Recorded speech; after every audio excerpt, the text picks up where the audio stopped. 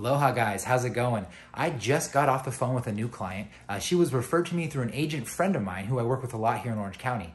That got me thinking about consistency and how if you keep your photos consistent, when you get your name passed around, people are gonna check it out on your website and they're gonna wanna hire you. So I wanted to kind of show you my camera settings for real estate photography, maybe get you to a good starting point, and then from there you can build on it and in turn, hopefully, get some more gigs in the future. All right guys, let's get going. Aloha, I'm Chris Horry, a husband, a golfer, a drummer, a photographer, and a soon-to-be father. My passion for photography has created experiences that I could never dream of and taught me so many valuable life lessons. I want to take all these lessons and teach them to you so we can grow together. Welcome to Chris Creates.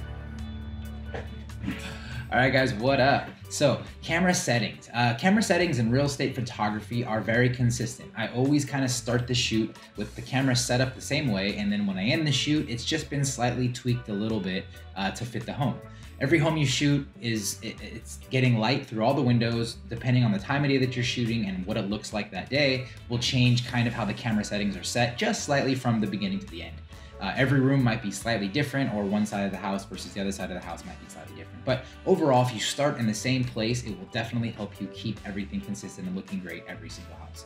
So first things first, when I get to the house, I always put the camera on the tripod right away and balance it out, make it even. You definitely need to have some type of level on your tripod to help you keep the camera even. Every photo position in the house, you'll have to kind of rebalance it and make it even again. And it's very important to do that. You want the walls square on every photo. You don't want anything looking like it's out of place. It makes things look a little weird.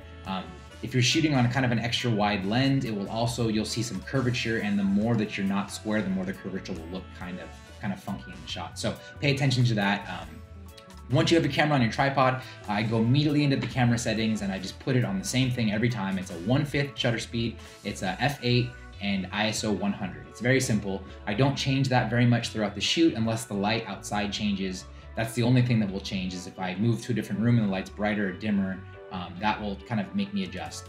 When you're in the home, you'll notice right away the color of the walls and the height of the ceilings. Take that into account. White walls will definitely help reflect the flash a lot better than a brown wall. So you'll know right away when you get to a home, if it's not getting a lot of light and it's dark, old school, like brown wooded walls or something, it's gonna be a little more difficult to get great photos than if the house is brightly lit, perfect, and you have white walls, high ceilings. You'll start to notice what houses you're gonna go into, and you'll know how good the photos are gonna look right away. I always shot on speed lights, and I've moved away from speed lights, and I'm using the Vision 5 TTL from the company Newer. You can get it on Amazon, it's not that expensive. And it also has a companion flash, which is a Newer VC818TX. And it's like a wireless flash controller, and that just goes on top of your camera, and you have the flash, and it's got a nice handle on it. You can hold it, and it allows you to kind of move through the house. You can pick up your camera in one hand on the tripod, and you can have your flash and go from shot to shot and not have too much stuff. It can get kind of cumbersome, and some of the angles you need to shoot in sometimes are real tight. So it's better to have something that you can just keep in your hand and not have to keep setting stuff down for your flow and process for the shoot. So go in the corner of the first room, usually the living room, and I have those camera settings, 1/5, f8, ISO 100. I put my flash on about a quarter pop, and I just fire one off, And I always use a 2-second timer.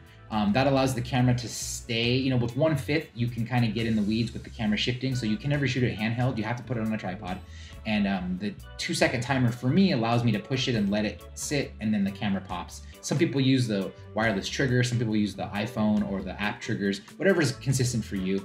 I will suggest using the LCD. Once you get in the corner and you get balanced, you can kind of check the overall consistency of the 1/5 f8 ISO 100 in the LCD. So I will suggest doing that. The other thing too is white balance. I tend to shoot at 5500K. That allows me to have nice true white, just natural white light.